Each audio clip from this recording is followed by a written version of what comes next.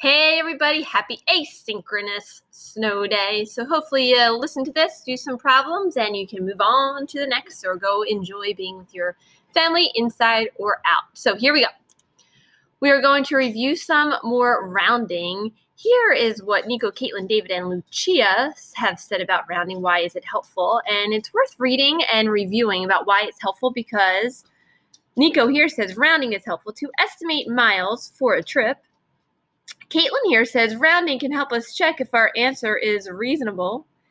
And here we have David saying rounding helps us add up prices when we go shopping, which we've talked about before. And Lucia says rounding helps us know about how much our answer will be when we're using big numbers. So you guys remember all that too. I wonder what Bob would say. Bob, we should probably bring you back here, Bob. That would be nice, wouldn't it? So maybe Bob will come back today. We'll see. Oh my gosh, look at that. Isn't that so weird? Bob has returned. Thank goodness, Bob, you're back. Would you agree with Nico, Caitlin, David, and Lucia? You would? Awesome. Thanks, Bob. Maybe you can join us on the next slide here. Oh, there you are, Bob. So let's review rounding again. So when we round, we can use landmark numbers. So if we're going around 48, Bob shows 48. Thank you. And round that to the nearest 10, we can think, which two landmark numbers or which multiples of 10 is a number between? And we know that because there are 4 10s and 48, the first 10 it's in between is 40. And then the next 10 after 40 is 50. So 48 is in between 40 and 50. And we know that it's closer and would round to 50 because it would fall right about here. Right, Bob? Yep, on the number line.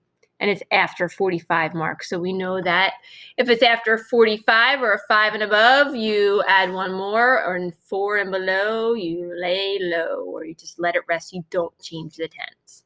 And then Bob's going to help us here for rounding to the nearest 100. If we have the number 328, and we're rounding 328 to the nearest 100, then that's 2. We would look at the hundredths place. So here our landmark numbers would be between 300 and 400 because there's a 3 in the 300.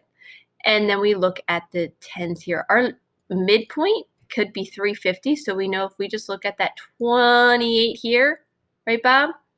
We could put it right here, and it's before that 350, that midway mark. So we know that 328 is closer to 300.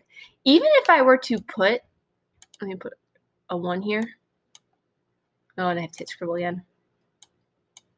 And make that 1,328. If I'm rounding that to the nearest 100, my answer is still going to be 1,300. So if we're rounding to the nearest 100, any digit after the hundreds place will be 0, but any digits before the 100 place, you will leave the same. So if that were 2,328, that would still be a 2. Thank you, Bob. You can take a break now, Bob. Thanks. So what I want you to do on slide 5 here now is you are just going to finish this chart. So you're going to use our chart and round the distances from Philadelphia to each city to the closest 10 and to the closest 100. This will help with some of our word problems, making sure that we can round to either the tens or the hundreds, and especially when they're in the thousands. So we already did Denver and Houston yesterday. Now you're going to round Philadelphia to Orlando, Philadelphia to Nashville, and Philadelphia to San Francisco, and round those numbers to the nearest 10. So remember, you look at the chart. There is Philadelphia to Orlando, 992. Philadelphia to Nashville, 681 miles. Philly to Philly, we know is 0. And Philadelphia to San Francisco is 2,526. So go ahead and do slide 5 now. You can pause me. And maybe Bob will even return. So I just want to remind you, now that you are done slide 5 here, that this page with that chart with all of the miles are on page 92 of your student book. But of course, you can use our slides here as well and put it in present mode if you're having trouble seeing. But we're actually going to skip problem 1 here. So you're going to go to slide 9. Problem number 2, and we're going to figure this out together. So let's read problem number 2. It says, Amber and her mom are traveling from San Francisco to Denver to see the mountains. Amber's mom can drive 388 miles on 1 tank of gas. How many times will she and Amber need to fill up the car's tank with gas to get to Denver? So we need to solve the problem, and then we're going to share our work here. Bob's going to help us. Hey, Bob. On the next slide. So we want to figure out how can we use rounding to make this problem easier. So let me get my trusty old pen here, and I know that the distance between San Francisco here and Denver, the total is 956. Well, if on 1 tank of gas, Amber's mom can drive 388 miles, I'm going to round that to what? What could I round 388 to make that easier for me to figure out how many tanks of gas I'll have to fill up, or Amber's mom will have to fill up to get to 956. So let me go to the next slide here, and I can start showing my work, so then you can start showing your work on slide 10 here to solve this problem. So I'm going to write down that total, and I already forgot it. It's 956. That would be helpful to write that down somewhere so that you know what you're dealing with here. So 956 is the total. So remember, it helps me to draw out a picture. So I'm going to just mess around here and draw my picture that 1 tank of gas would get me 388, but I know that 388 rounded to the nearest 100 is going to give me 400. Stop for gas here. Amber and her mom, maybe they'll get some snacks, right, Bob? Bob, what do you like to eat? Twizzlers? Really? I thought you'd be more of a Kit Kat guy. All right, so they can go another about 400 miles before they have to stop for gas again. So I know that 400 and 400 is 800, but I know I have to get to 956. I'm not there yet, so let's see. They'll probably have to fill up one more time. Another 400 miles they'll get to. Well, I know if I add 800 plus another 400, that's definitely over 956, because that would equal 1,200 miles, which I know will get me to Denver. So they would have to fill up their car with gas, I should say, how many times? So go ahead and figure that out now. You can pick up some Twizzlers for Bob too if you'd like, but go ahead and do that now before we go on to our next slide. All right, we are going to get ready now for our last problem here. I don't know if Bob hitched a ride with Amber and her mom or what, but I don't see him on here. Bye, Bob. Maybe he'll come back again. But here is our last problem about Tim's family. So Tim's family is planning a vacation, and they are deciding between going to Nashville or Orlando. They live in Houston. So what is the difference between the distances they would fly to each city?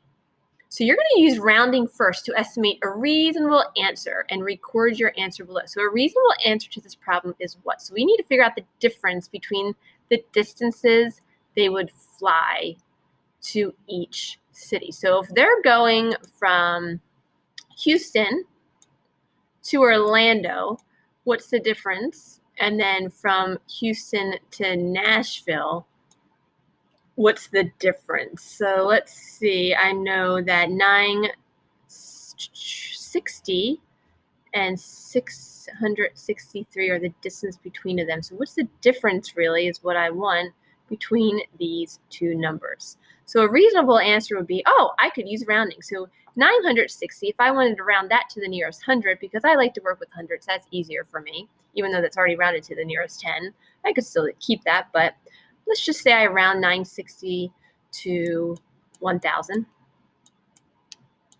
And then I round 663. I could even round that to the nearest 100 as well. That would give me 700. And I know the difference between those two numbers is 300. So a reasonable answer would be, it's going to be about 300 miles, the difference. If I did keep them rounded to the nearest 10, it would be 960 minus rounding 663 to the nearest 10 would be 660. What would we get there? 0, 0, 0, 0. Oh no, I'm not going to fit it in. I need Bob's help. What is 9 minus 6? Somebody? The answer is 3. Oh, that's the same thing. Was that Bob who said that? Bob? It was me. I'm with Amber, though.